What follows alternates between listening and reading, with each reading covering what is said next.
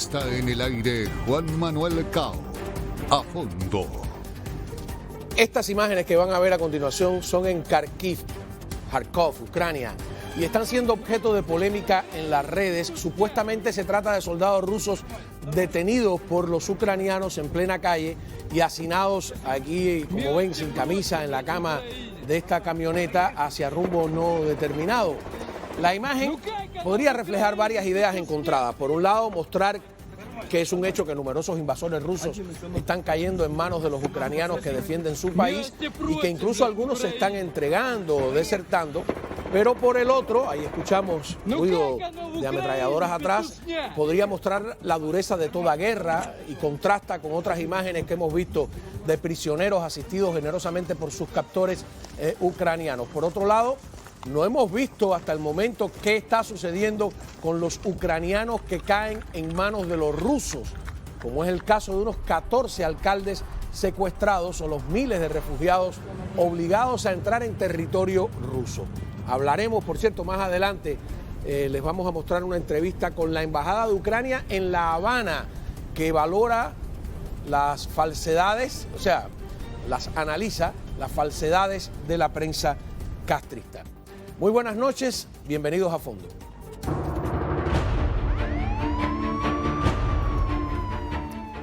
Muy bien, con nosotros el coronel Octavio Pérez, coronel retirado del Ejército de los Estados Unidos. Muchas gracias por estar con nosotros. Gracias por la invitación, como siempre. Y tenemos generosamente a Oleksandr Slichok, el joven analista político ucraniano que nos ha acompañado durante todos estos días. Oleksandr, muy buenas noches para ti. Tenemos algún problema con el audio con Oleksandr. Mientras reponemos ese pequeño detalle, Octavio, esta imagen siendo objeto de polémica, ¿no? ¿Es dura para una guerra? ¿Es inhumana? ¿Es común? Quiero, no más entre tú y yo, que no se entere más nadie, es muy común porque cuando tú capturas a un prisionero, las primeras horas, si lo tienes en una posición donde se siente que es tu víctima, que es tu preso, que estás, en este caso, pasando un frío porque le quitaron la ropa. O sea, estás bajo la merced en lo que te lleva a un puesto de contacto. Muchas veces se le pone un gorro para que no sepan el movimiento, qué dirección está tomando, hasta que llega la primera... ¿Todo eso está permitido en una guerra? Después que tú no le des golpes, que lo dejes inconsciente. Pero el punto es... ¿Pero qué es lo que buscas? ¿Que no se te rebelen? Que... En ese momento, él ya está derrotado psicológicamente. No tiene armas, sabe que está a tu merced. La mejor información, lo llaman Battlefield Intelligence, la mejor información de inteligencia en las primeras horas que tú capturas a un soldado. Y entonces ese subyugar a la persona, llevarlo a postrarlo, llevarlo a un punto donde lo llevas a un puesto de comando, donde viene lo que llaman el good cop, bad cop, donde viene el interrogador y le da... Pero si fuera al revés, si fueran los soldados rusos los que estuvieran haciéndole esto a ucranianos, estuviéramos... Es la misma condición, es la misma condición. Porque lo que solo trato de ser realista. No, lo que te estoy tratando de describir es que las primeras 24 horas es como Saddam Hussein, cuando lo sacamos del agujero. La mejor información que se le sacó a Saddam Hussein sobre todo lo que pasaba, que conocía el interrogador que lo sacó del agujero, es esas 24 horas. Ya después de 24 horas, cuando la persona toma un par de comida, ya está sentado, se calla la boca o te dice mentira. Entonces, al tú coger a esa persona que está en el campo de batalla, que reconoce que está derrotado psicológicamente, que no tiene un arma para defenderse en este momento, que su unidad obviamente no está combatiendo, en lo que tú lo mueves a un lugar seguro donde puedas hacer ese tipo de debriefing, o sea, ya se envalentona. Ya se envalentona, entonces ahí es donde tú lo tienes. Qué terrible la guerra, ¿no? Por eso tratar de evitarla es lo que hacen... Oleksandr, ¿ya tenemos el contacto con él? Me gustaría, ¿no? Porque en este caso nosotros lo vemos todo desde la distancia, pero Oleksandr está allí. Y lo primero, tú que has sido tan preciso, es si estas imágenes son reales, si son de verdad soldados rusos. Nos cuesta, repito, trabajo, cada día más trabajo, saber ponerle el cuño a una información. Buenas noches. Sí, buenas noches, gracias. Sí, ese video fue grabado en la región de Kharkiv. Es la región donde ahora mismo están pasando las batallas más duras en los alrededores de la ciudad de Kharkiv. Entonces son soldados rusos detenidos por los soldados ucranianos. Claro que son un poco crueles estos videos, pero hay que entender los soldados ucranianos que también están un poco nerviosos, como decir, en las condiciones de guerra. Pero lo que yo debo decir es que Ucrania como un país respeta los convenios de Ginebra. Eso es muy importante y siempre los funcionarios oficiales lo repiten que hay que respetar los convenios de Ginebra en el nivel internacional para que demostrar que Ucrania, de verdad, aquí no comete ningunos crímenes durante las hostilidades, porque hay que señalar al mundo internacional que aquí las fuerzas gubernamentales están controladas, que algún control efectivo y está bajo control. Sí. Y una guerra distinta en todos los sentidos, porque es una guerra donde todo el mundo tiene un teléfono celular conectado a satélite, la pretensión de que algo no podría salir a la luz pública podría ser ingenua, ¿no? Claro que sí, hay muchísimos videos de los detenidos. Yo de verdad no lo apoyo, pero en la época de Internet es imposible impedirla. Entonces hay muchos videos grabados con los soldados detenidos rusos con la técnica derivada, con la técnica destruida rusa. Entonces eso por un lado es algo positivo porque podemos ver que de verdad está pasando en el frente y podemos con tal material enfrentar la propaganda rusa, que dice que Rusia aquí no pierde nada, que no hay perdidos militares, etc.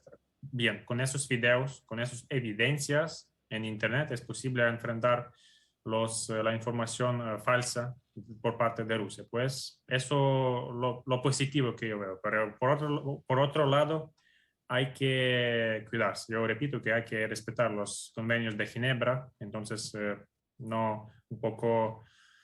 Sí, no es un juego, no es una feria, es una guerra. Y eso es lo que yo decía también al principio. Por un lado, sirve para probar que es verdad que están capturando soldados rusos, porque hoy los rusos reconocieron, creo que fueron 1000 y tantas bajas. 1.351. 1.351 bajas. Muertos. Muertos y 3.825 heridos. El término bajas no es necesariamente muertos. Baja puede ser herido y muertos. O sea, 1.300 muertos. Muertos. ¿no? Y es lo que dice Alexander, ¿no? Porque ellos están queriéndole hacer ver al pueblo ruso, a sus propios ciudadanos, que esto es un paseo. Y hay que demostrar que no es un paseo, ¿no? De verdad, hay la información que Rusia también reconoce. Los expertos independientes en Rusia lo reconocen, que Rusia ya perdió más que perdieron durante 2 guerras en Chechenia y una guerra en Afganistán. Entonces, Rusia aquí en Ucrania, solo durante un mes, ya perdió más que durante sus guerras pasadas. Entonces, 1.300, eso es totalmente mentira. Eso es imposible. Rusia ya perdió más que 14.000 soldados. 7 generales por hoy. Entonces, la situación es de verdad catastrófica por parte de Rusia ahora mismo. Por eso hay información que están intentando llevar los mercenarios desde Siria, desde Hezbollah también. Cada día yo lo leo en las noticias que de verdad eso puede pasar. Pero otra cosa es que su preparación a luchar aquí en las condiciones climáticas de Ucrania es otra pregunta. Pero Rusia es un país propagandista. Eso siempre hay que tener en cuenta cuando leemos las noticias rusas. 7 generales, dijiste. Yo me había quedado, mi cuenta estaba en 4. 7. No, ahora 7. Pero eso es una cosa, ¿eso tiene precedentes en alguna guerra, 7 generales? No, eso es perturbante. Eso para mí, te lo digo, en Vietnam hubo un incidente donde nosotros ostentábamos tanto que teníamos el control aéreo, que los helicópteros tenían una bandera roja con 2 estrellas o una estrella, hasta que el Vietcong se dio cuenta que era un general brigadier o mayor general, y tumbaron un par de helicópteros y ahí dejamos de ponernos las estrellas en los helicópteros.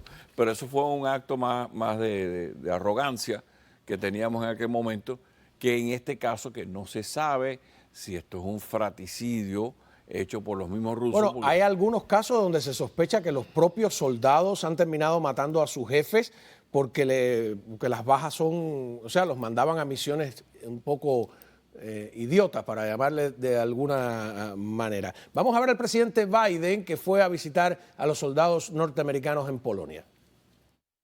So what's at stake, not just in what we're doing here in Ukraine to try to help the Ukrainian people and keep the massacre from continuing, but beyond that, what's at stake is what are your kids and grandkids going to look like in terms of their freedom. Bueno, vamos a una pausa. Les pido paciencia a ambos, a Alexander desde Kiev, aquí a usted, coronel. Y les recuerdo que en unos minutos tendremos las declaraciones de la Embajada de Ucrania en La Habana, con la que hemos estado en contacto. Y a la vuelta directa, la pregunta de si entrará el presidente Biden a Ucrania para reunirse con Zelensky, si sería esto recomendable, si sería seguro. Ya verán. Les decía que tomando en cuenta que los líderes de los países bálticos visitaron a Zelensky en el propio Kiev, es una imagen que le ha dado la vuelta al mundo y además, de cierto modo, muy atrevida. Aquí vemos que, bueno, que por cierto los países bálticos tienen este detalle de elegir mujeres a sus gobiernos, muy interesante. La pregunta es si podría el presidente Biden, que está en Polonia, hacer lo mismo. Uno, si es políticamente recomendable, y dos, si sería seguro. Vamos a continuar hablando con el coronel Octavio Pérez aquí en Miami y desde Kiev, Ucrania, con el analista político, el joven Alexander Slichov. Y la pregunta, empiezo contigo. Primero, ¿sería útil desde el punto de vista político y de imagen que el presidente Biden entrara a Ucrania a conversar con Zelensky personalmente? Sí, eso sería un señal muy fuerte, lo más fuerte durante toda la guerra, pero yo creo que por la cosa de seguridad el presidente Biden no puede hacerlo. No les permiten hacerlo. El presidente Biden también tiene que respetar los protocolos de seguridad y por eso ahora mismo está en una ciudad de verdad muy cerca de la frontera con Ucrania. Se llama Rzeszów, unos 100 kilómetros hasta la frontera con Ucrania.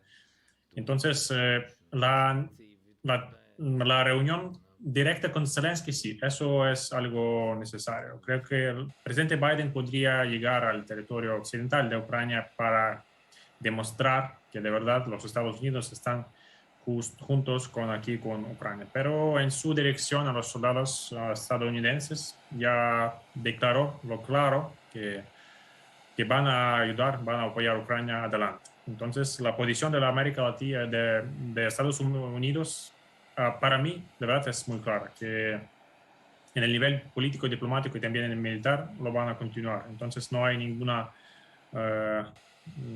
amenaza para Ucrania que los Estados Unidos nos van a dejar solos aquí. Eso no. ¿Y por qué los líderes, incluso mujeres de los países bálticos, sí entraron? ¿No es para ellos un riesgo también? Creo que hiciste un comentario sobre esto. Sí, porque los países bálticos de verdad tienen otra posición aquí. Ellos saben qué es la amenaza rusa en práctica. Los países bálticos sufrieron la ocupación soviética durante muchas décadas y por eso tienen ahora muy posición muy antirrusa, muy hostil a Rusia y ellos de verdad saben que países bálticos pueden ser los siguientes después de Ucrania. Si Ucrania cae, los países bálticos o Polonia puede ser atacada por Rusia, por espionaje ruso, por subversiones rusos. Entonces, eso no se trata solo sobre una amenaza directa militar, un bombardeo. Rusia puede utilizar otras herramientas de saboteadores, espíos, económicos. De todo, ¿no? La subversión. De todas maneras son muy valientes, ¿no? Yo quiero preguntarle al coronel Octavio Pérez si existe la posibilidad de que el presidente entre a Ucrania o Zelensky pase a Polonia, si haya un encuentro personal desde el punto de vista militar. ¿Cómo? Ni los servicios secretos ni la Dirección de Inteligencia le permitiría al presidente entrar en Ucrania. En Ucrania todavía tuviste muy bien, tú presentaste anoche el caso de la periodista rusa, sí, que le dieron de baja ahí con un cohete en medio de una plaza Kiev. Hay muchos elementos rusos y haciendo la comparación con las líderes de las 3 repúblicas bálticas, si muere una de ellas en un atentado, que vinieron en tren y se fueron en tren, que fue una cosa increíble. Sí, no es el primer viaje, además. Es un ataque a una república europea. Si tú matas, haces un atentado contra el presidente de los Estados Unidos, ya estás hablando de algo mayor, en otro nivel. Por eso es que, y otra cosa, Zelensky ha dicho que nunca abandonará el país. O sea, ¿qué pasaría si Zelensky cruza la frontera a Polonia? Podrían decir que está escapando. Que está escapando, pudieran usar así que los dos, desgraciadamente por la postura que han tomado, que es una postura correcta, una por seguridad y el otro porque dijo, yo estoy aquí liderando esta batalla desde Kiev, no debería abandonar el país. Otra pregunta, por primera vez el propio ejército ruso ya ha dicho que esta es la primera fase y que ahora se van a concentrar en la liberación del Donbass. ¿Es esto que están revisando la idea loca de tomar todo el país?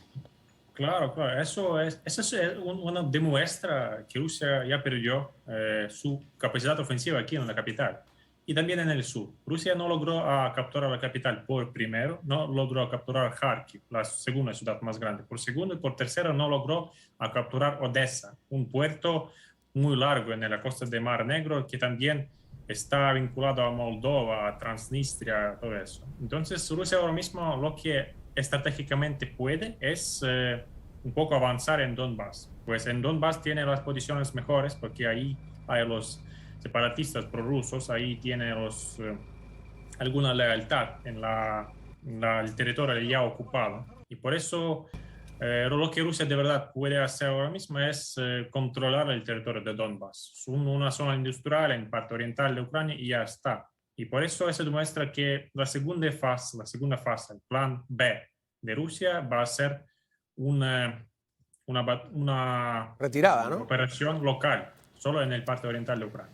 Ahora, coronel, lo que dice Oleksandr de Odessa, pensando en la posición geográfica de Odessa, de que desde Crimea podrían, que hayan fracasado hasta el momento, es increíble, ¿no?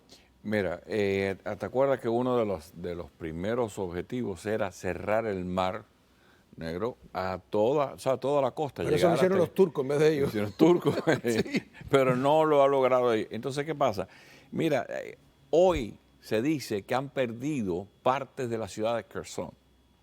Y aunque Kherson no sería un objetivo primario, sí tiene una importancia tremenda. Una importancia moral tiene. Moral, pero también es donde sale el río Dnepr hacia el Mar Negro, es donde están el acueducto que le cerraron a ellos, que el 85% del agua que va a Crimea, o sea, esa era la importancia de esa parte del país. Ahí son los sistemas de carretera que van hacia el oeste del país, hacia Odessa. O sea, que tú tienes que tomar esas ciudades camino hacia Odessa para poder llegar a Odessa. Cuando le destruyen ese barco que estabas enseñando ahí, que era uno de los barcos de asalto que se pretendía usar en Odessa, ya te está diciendo... Mira esta muchacha joven ahí que se ve que hasta ayer era una civil y está batallando. Ese barco que destruyeron en el puerto, destruyeron también un arsenal, un polvorín. Bueno, hay dos barcos ahí, como ves. Hay varios barcos que en llama. Ya ahí estás viendo los fallos en todos niveles, Fuerza Aérea, Marina, y ahí donde estás viendo que ese gran plan de acorralar a todo el país, hacer un puente, Mariupol con todo y que lo tienen cercado, todavía no ha caído netamente y están recuperando mucho. Tienen el país por todo el norte, el este y el sur lo tienen. Pero claro, por el otro lado no pueden porque está Polonia. Coronel, le agradezco que haya compartido sus conocimientos con nosotros, pero yo quiero